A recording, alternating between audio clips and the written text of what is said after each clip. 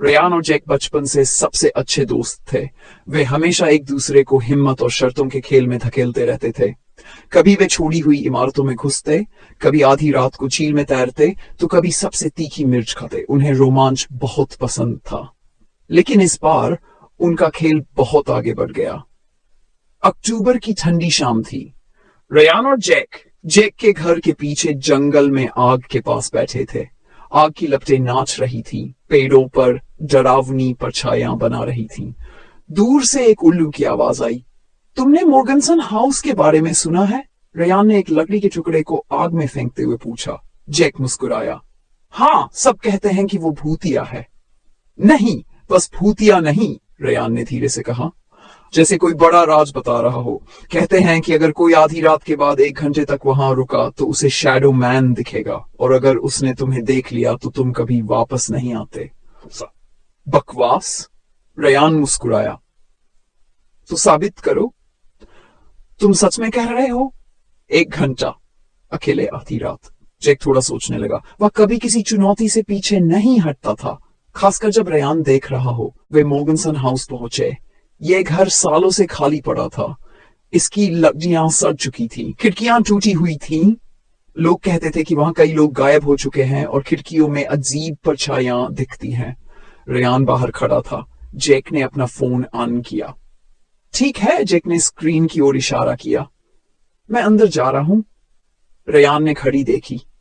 तुम्हारे पास 1 घंटा है। अंदर की हवा भारी और धूल भरी थी। लकड़ी की जमीन चरमराई, मकड़ी के जाले छत से लटके हुए थे। जैक धीरे धीरे आगे बढ़ा। उसका फोन टॉर्च की तरह अंधेरे को चीर रहा था। कमरे में टूटा फूटा फर्नीचर पड़ा था। दीवारों से पुराना वॉलपेपर उखड़ रहा था। कोने में एक बड़ा सा धूल भरा आईना था जो बहुत पुराना लग रहा था। ठीक है, जैक ने कैमरा अपनी तरफ घुमाते हुए कहा। मैं अंदर हूं।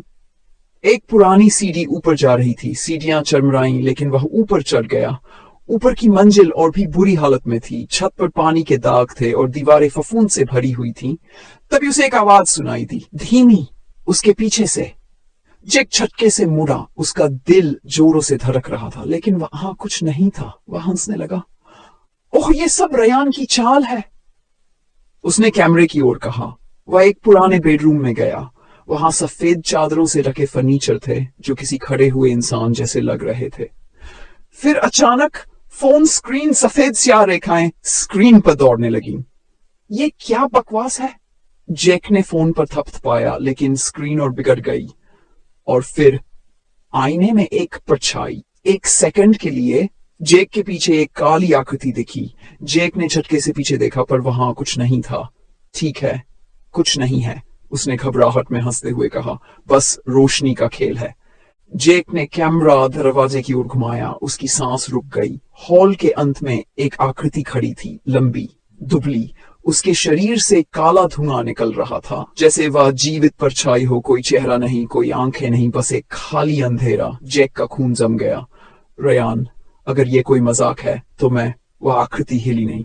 उसने फोन पकड़ने की कोशिश की, लेकिन स्क्रीन अजीब रंग से चमक रही थी। हवा अचानक बर्फ जैसी ठंडी हो गई और एक गहरी डरावनी आवाज आई, चले जाओ। जैक को दोबारा कहने की जरूरत नहीं थी। वह तेजी से नीचे भागा। घर की परछाइयां जैसे उसके पीछे दौड़ रही थी। दरवाजा खुद ब खुद बंद हो गया। जैक ने उसे जोर से खींचा। रेयान, दरवाजा खोलो। उसने मुड़कर देखा। शैडो मैन उसके ठीक सामने खड़ा था। उसकी धुएं जैसी भुजाएं जैक की ओर बढ़ रही थीं। जैक की सांसें थम गई। उसके हाथ से फोन गिर गया। फोन की स्क्रीन अब भी रिकॉर्ड कर रही थी। अंतिम चीज जो कैमरे ने रिकॉर्ड की वह थी अंधेरे में डूबता जैक। रेयान की बारी। बाहर रेयान घड़ी देख। उसने सोचा और मुस्कुराया। फिर उसका फोन बजा। रेयान ने मैसेज खोला। पहले तो बस सफेद स्याह स्क्रीन दिखी, फिर कैमरे ने घर का अंदरूनी हिस्सा दिखाया। एक अंधेरा गलियारा, भारी सांसें, और फिर शैडो मैन। रेयान की आंखें फैल गई। उसने जैक को डर से जमे हुए देखा। फिर वीडियो हिला, स्क्रीन ब्लर हुई। जैक, और फिर एक धीमी आवाज, ये मेरा है। रेयान के मुंह से चीख भी नहीं निकल पाई, क्योंकि अगली ही पल अंधेरा उसे भी निकल गया।